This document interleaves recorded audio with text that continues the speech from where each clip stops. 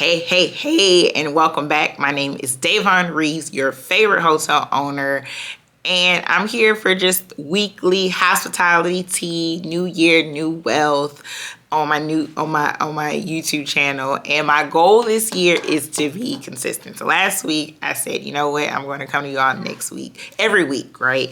And so here I am. So I am excited. So earlier maybe this past week, I spoke at my good friend's Mike Lee's conference. I was actually at his hotel when I recorded last time. And I talked about Vestor and how you can use crowdfunding to raise capital for your real estate deals, or you can invest. And so it's just great meeting and connecting with people who we see each other online. And so to see each other in person has just been great. So he has a great community. And I saw Nate Barger as well. So good friend of mine, and he's a beast when it comes to real estate. I learned so much just being around him. And like I said, I do not like being the smartest person in the room.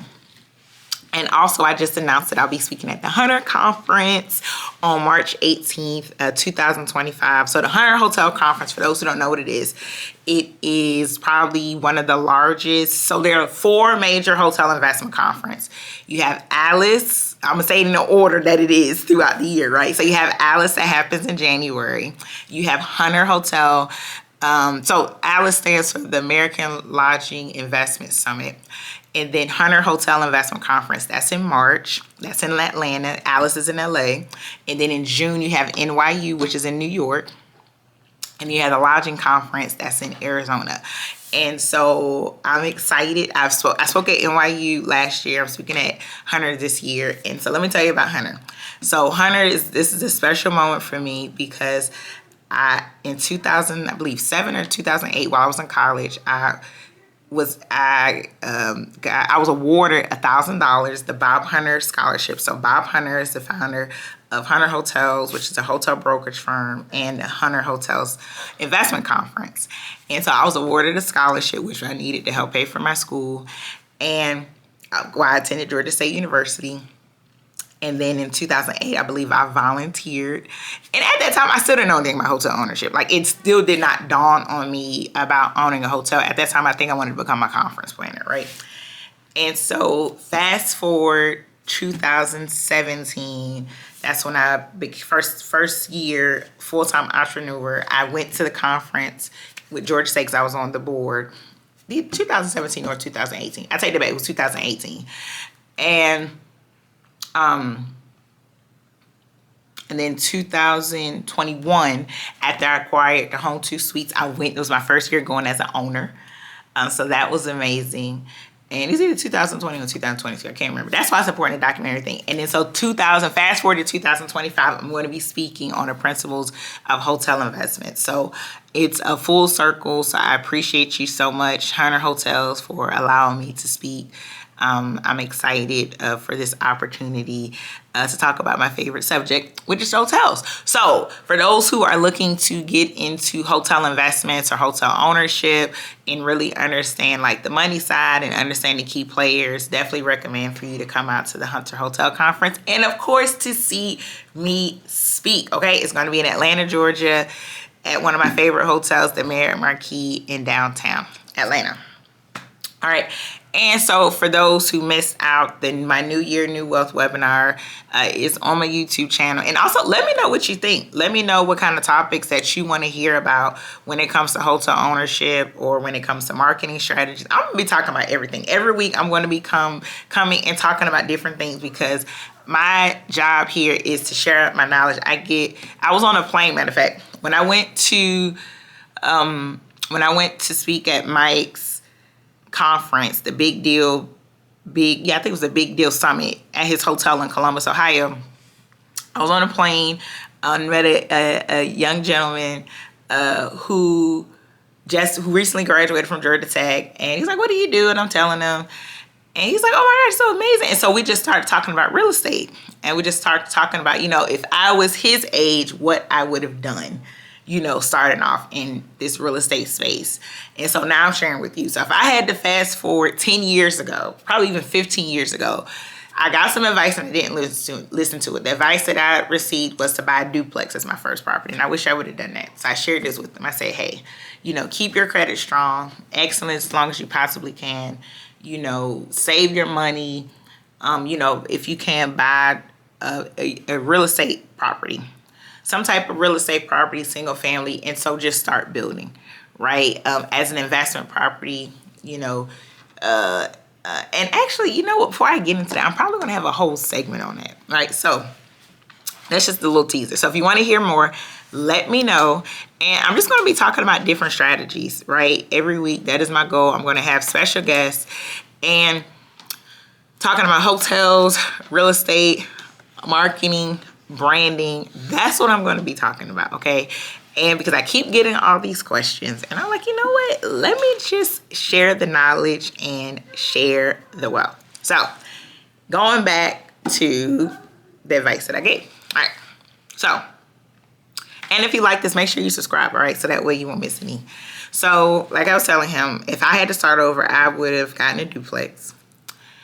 And I would have gotten a duplex. I would have lived in one side, and I would have rented out the other side. And I would have used the other side to pay down my mortgage. Or if you can't find a duplex, you could buy a house and house hack and rent out other rooms and use that money to pay down your mortgage. The game is building equity, right? Building equity and having assets. So you want your balance sheet to have more assets than liabilities. And wealthy people, like my good friend Nate said, wealthy people, good debt, right? Leverage, the game of leverage, right? So I was raised to pay everything in all cash because that's how my grandma was. She paid everything in cash, houses in cash, car in cash, everything was just cash. She saved and she paid everything in cash. Times have changed, right? Understanding the leverage, right? So that house example that I mentioned, you buy a house, you pay down your mortgage, and now you have equity. I'll give you an example. So let's say we're going to use easy math. So let's say you buy a house for $50,000. Let's say you need some work done. So $50,000 is an investment property, depending on the type of loan. Let's see, since an investment property, 20% down. So 20% of 50,000 is 10,000. So you put 10,000 down on a house. But guess what? You need to fix up the house. Okay.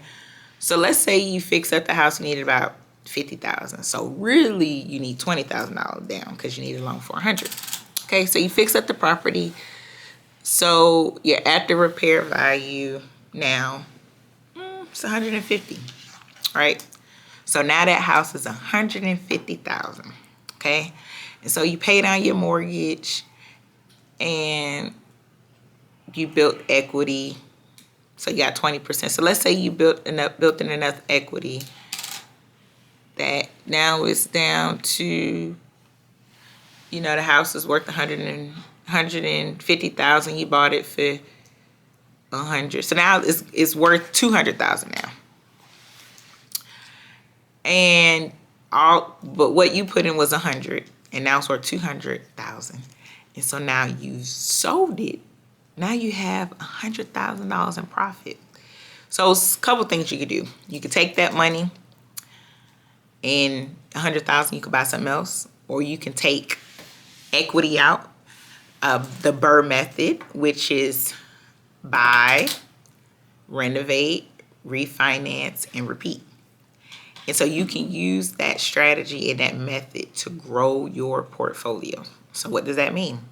That example that I just talked about, you buy a property, you renovate it, right? So now since you renovated, the value has gone up.